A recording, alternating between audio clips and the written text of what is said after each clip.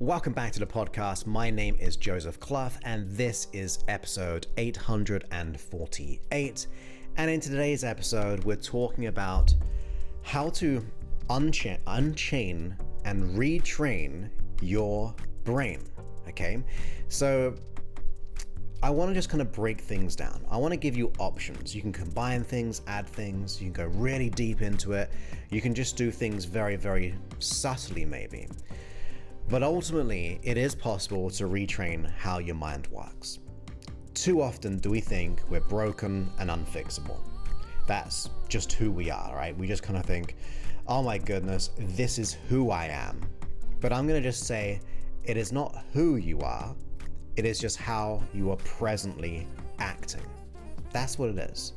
It is, to break it down even more specifically, a strategy, a learned strategy.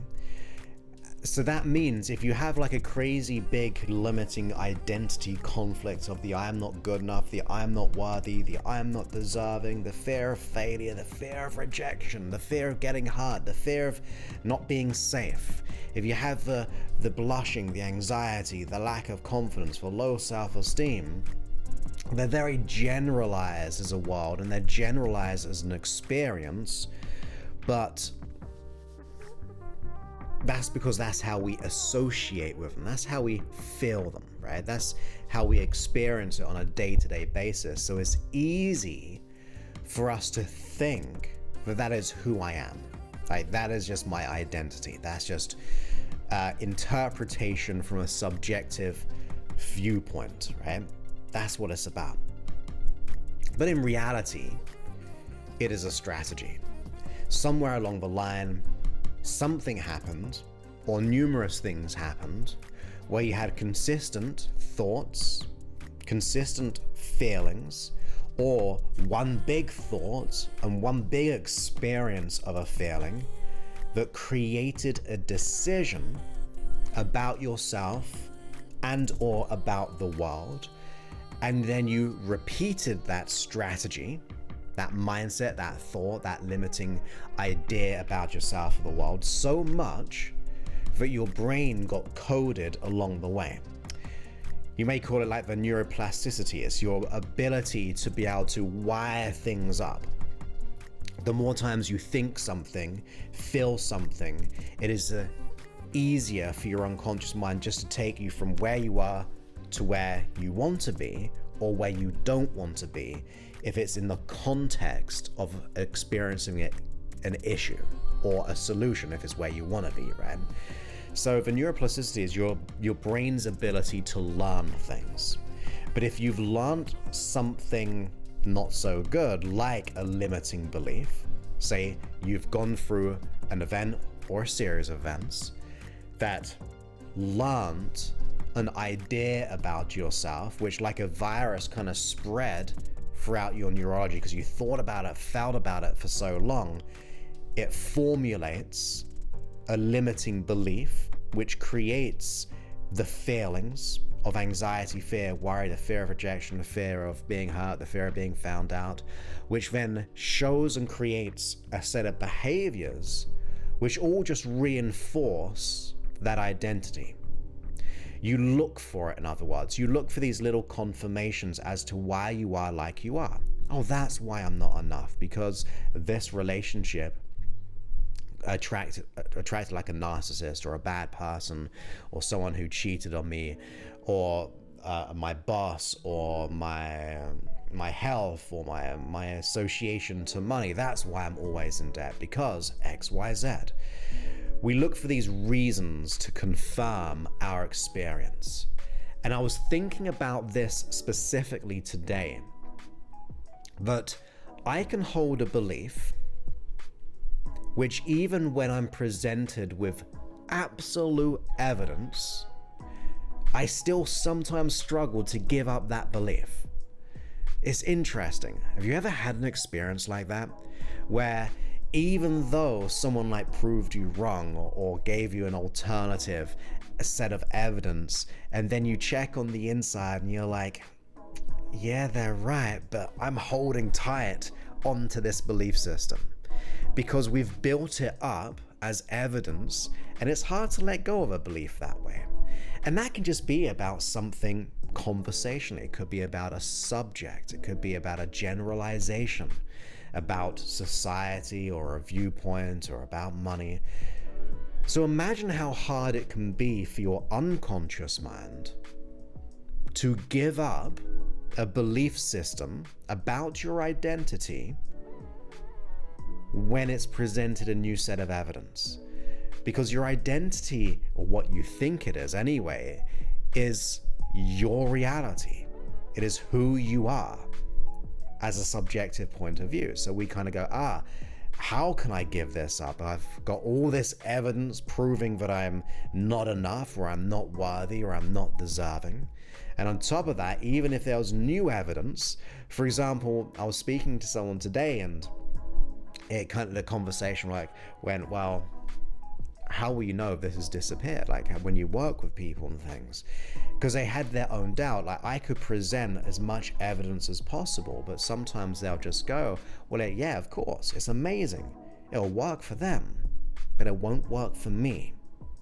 Even with all that evidence of that absolute 100% experience, because they've built up that identity. So this is just what we do as humans. This is what we do on a brain level when it comes to experiencing conflict, internal conflicts about limiting beliefs. So now we know why that is important. We kind of know what it is, but how can we start to change it? How can we start to undo that strategy? Because it is, once again, a strategy. Try to get that into your mind. This belief about myself is not my identity. In fact, I put a little kind of, I'm not just getting into Instagram a little bit, just here and there. And I was saying that ultimately belief is the enemy of knowing, because beliefs are polarizing, beliefs are subjective, beliefs are conflicting, beliefs are learned, where knowing is just is. That's what it is. You just know, right? But we tend to think that the knowing is the belief, but really the belief, what we're having, is not true. Like it feels so true. That's why it's so hard to give them up. And that's why we hold on to them so tight, consciously or even just unconsciously. But if that is true, the beliefs are created, they were learned, they are conflicting, they're polarizing, and all these, they're generalizations, it must mean they are a strategy because you didn't always have that belief. So there was a time in your life where you did not believe anything about money or anything like that. There was a time in your life when you didn't believe that you weren't worthy. And if that's the case, it must have been a learned strategy. So how do we then go ahead and undo these strategies? Because hopefully that resonates with you. Number one, we can start to use a form of affirmations. Affirmations are okay. They are okay. I'm not going to say they're amazing, but they're definitely a gentle nudge in the right direction. My only disclaimer of why some affirmations are not so good is my analogy when I talk about if there was mold on your wall or behind your wall in your living room, you wouldn't just paint over it and expect the mold to disappear, right? You wouldn't do that because you know it's still there and it's going to come back and it's going to be very bad for your respiration. So what you would do is take out the mold to then paint over the wall, right? You do all the cleaning first. And the reason why I say that analogy is that's how affirmations can work sometimes. Like you're just trying to paint over a limiting belief, where really that belief is there, and what can happen is you can start to become a little bit disillusioned. Because you're going, I'm worthy, I'm worthy, I'm worthy, where inside you're going, no, I'm not, no, I'm not, no, I'm not. I feel worse now because it's not actually coming into a reality, right? It's not coming into a reality, which then deepens the conflict of not being good enough.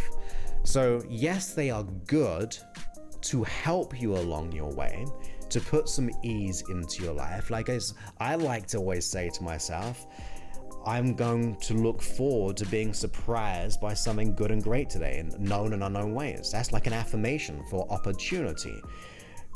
But I'm clean of my limiting beliefs of the past, of not believing I'm worthy or good enough or deserving. So use it on the one condition that you actively are seeking the solution to that limiting belief. It is not the one-all solution.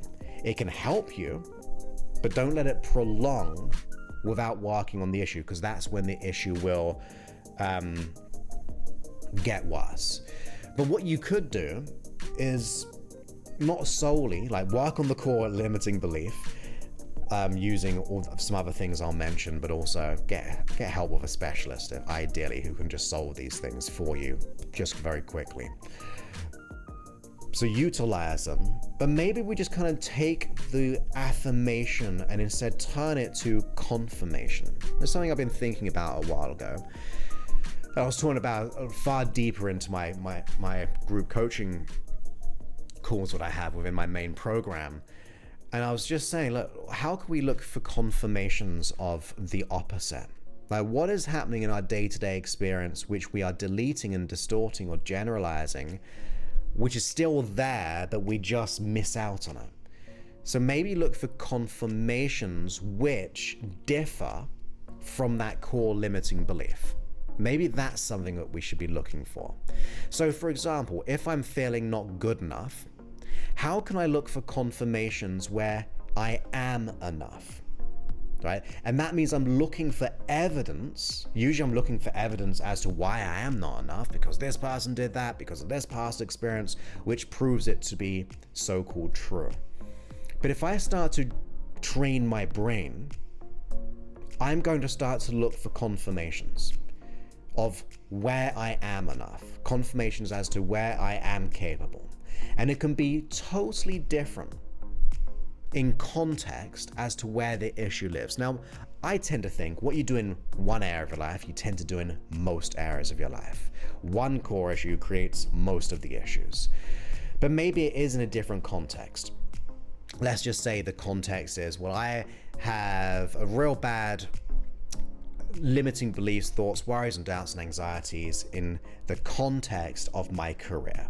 So I want to make X amount of money, I want to grow, or I want to have a business. We can add that one in there. But your relationship is really, really good. So maybe look for the confirmations of where you're really, really good in a relationship, which will then start to soften, or even better, get the unconscious mind to remember. If that's in the forefront of your mind, it can pass it over into relationships, because what you do in one thing, you tend to do in most things. So the more confirmations you look in a different context, it's in the forefront of your mind, and therefore your unconscious mind might transfer it over to that different context. That's the neuroplasticity type of it. It's just in a different context. But if you can find maybe confirmations in the context of your career where you are enough or worthy, it's definitely going to help. Like, we're just stacking things on right now. So we can have the affirmations, but be conscious and cautious. But we can also look for mini confirmations throughout our day. If you can write them down, even better. Now, the other thing which I know is an absolute real game changer is the form of visualization. The more you visualize, and especially from a perception of almost like just seeing yourself, so you're dissociated. If you visualize yourself in a dissociated way, as if you're observing yourself, you are telling your brain, this is how I want to act and react. And the reason why we dissociate, by the way, because I've said this a couple of times, but you have an absence of negative feelings. If you're looking through your own eyes, you're probably going to re-trigger a lot of those emotions as to why I should have anxiety and worries. But if you dissociate, observe yourself, you will then start to have less or zero negative emotions to help you have the visualization of what you want and how you want to act and react. That's going to start to give you a new strategy. There's been so many countless studies, I'm not even going to go into them. If you can look up people like Dr. David Hamilton, another Hay House author, loads of studies as to how it is easy and possible. it can take time, right? But you're here to transform your life. Something I saw today is someone saying that, look, they only have so many seasons left. They were in their 50s and they're like, well, typically the average lifespan in America could be like 78 years old. And he was like 58 or something. And he was just saying, well, that means I've only got X amount of summers left. And that could be sobering, right? To go, oh my goodness, I've got far less time. I've gone over the time compared to having more time and less time. And that could be a good wake-up call. But it's a far better idea to have in your mind rather prolonging the pain and living the rest of those summers, where it be 10 summers, 5 summers, 1 summer, 50 summers, whatever it is. It is important to have that wake-up call. I'm going to do the work today. I'm going to start doing it because I don't want to keep the prolonged pain. If you are more committed to doing nothing, you're committed to staying the same. So that might kind of hurt a little bit. But if you're not committed to doing something, you're more committed to staying the same and keeping the problem. So you've got to apply these things, unless you get someone to really support you through that, and it makes it a lot easier. But getting the visualization going, if I were to give you a tip, would be my 3-step process I created about living in the now. So the first one is, every morning when you wake up, you begin to visualize how you want your day to go. Notice I said how you want it to go, not how it has gone, not how you've expected it to go. All of those things, you want to be able to just kind of consider, how do you want your day to go?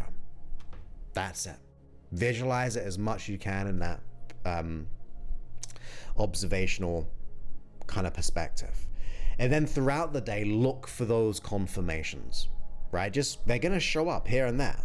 And what you're doing on top of this is you're training your brain to go, I'm going to do this for you. Because anything that you do consistently, you start to develop the habit, the pattern, the strategy, just like the one we're running of the low self-esteem or the limiting belief. So once you look for those confirmations throughout your day, and you could just go, every 2 hours, I'm going to think of 5 confirmations, 1 confirmation, 2 confirmations that confirm why I am X, Y, Z in a good, positive way. How you performed well, how was that conversation go, how you're a good partner, parent, fill in the blank. It's just going to stack things up. And then as you go to sleep at night, you ask yourself and your unconscious mind, what did I learn from my day? What can I learn from my day that once learned will allow me to be safer tomorrow? If you start to do that, we're doing a process of creation, confirmation, and learning and growing. And those learnings will pass through to the next day, and then you repeat the process. You're really saying, look, I'm going to invest 15, 20 minutes of my day, 10 minutes in the morning, or let's just say half hour just to go overboard. Crazy, right? Half hour to transform your world every day. But say 10 minutes in the morning, 10 minutes throughout the day, like a minute here, 10 minutes before you go to sleep, and then listen to one of my hypnosis sessions to guide you to sleep as an extra little bonus of what we should be doing anyway. So that's going to start to do some big changes. Other levels of transformation is gratitude. Gratitude for what you have, easiest gateway to gratitude. You can be grateful for the ability to listen to, maybe you're getting gratitude for, and by listening I mean like you're here, you're wanting to learn and grow. That's a great level of gratitude you should be having. It could be the gratitude for your home, your family, your friends, your pets, whatever it is for you. Then you look for gratitude for who you are. And you can invite those confirmations into this, because that's a form of gratitude when you start to look for the confirmation. And then for gratitude, a bit like how I said earlier, when I wake up, I'm like, I wonder how the world's going to surprise me today in the most amazing way, in known and unknown ways, of something great happening for me. That is gratitude for the unknown, but for the thing you're expecting. Right? I'm expecting some good unknownness. When I do that, I am open. I'm not focused. I am open to things, something beyond myself. So that will be another way of doing things. And then finally, you can slow things down. Catch yourself when you are having that limiting thought. Freeze it just for a moment. Don't let it just happen and run unconsciously. At the moment, it's like a record going around. It's going around and around and around, playing that album non-stop. Could be the inner critic, it could be the feelings of anxiety, but you need to sometimes just pause the song, pause the record, and go, okay, what's happening here? Is this true? Is it not true? Can I look for these other confirmations right now? Can I add a bit of gratitude in the moment? Can I catch myself and then be more stoic in nature? Be at peace with some potential negatives, knowing that worst case is never the real worst case, it's not going to happen. All of these things you can start to invite into your life. So they're just some ways. Of course, like I said, hypnosis, really, really powerful tool. That's why I do hypnosis, because I know that it works in every way. Working with an expert who will just get you there quickly. Like if you believe you're not good enough, worthy, deserving, I would probably reach out to someone like me, because that's what I solve. And it's like specifically for that. And you can do that at, say, josephclough.info/talk. Fill out an application, and then you have a chat with us, and we'll just see if you're a good fit. Of course, there is an investment to that as well. It's a significant one. I mean, at the end of the day, we can deliver results which gets us abundance, all the relationships, all the career, all the business, like all the things beyond that. And it's a real deep process and of life transformation. It's really, really fun, and it lights me up every time I think about it. So you can do that. But there are many ways. There's many roads that lead to Rome, right? That's a little sentence that people say. And we just got to be able to utilize all the things, or the one thing which will solve the everything, of course, but really allowing yourself to go, okay, I'm going to do the work to get there. It's something I was just to finish on, just to hopefully kind of an analogy I was thinking about. You are the prisoner of the mind, right? Because it feels like you're a prisoner. It feels like, oh my goodness, I'm locked up here. Like I'm chained. That's why this episode is called How to Unchain and Retrain Your Brain. So we feel like we are a prisoner caged in to our issue. But on the same notion, you are the prison warden as well. You have the ability, you've got the keys to undo the prison of your mind. You have the keys to unchain yourself.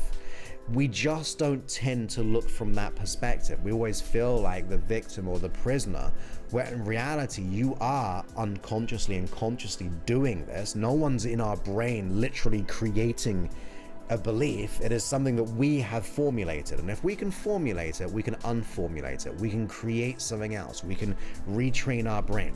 So try not to generalize it and just kind of break it down to a strategy and then interrupt the strategy.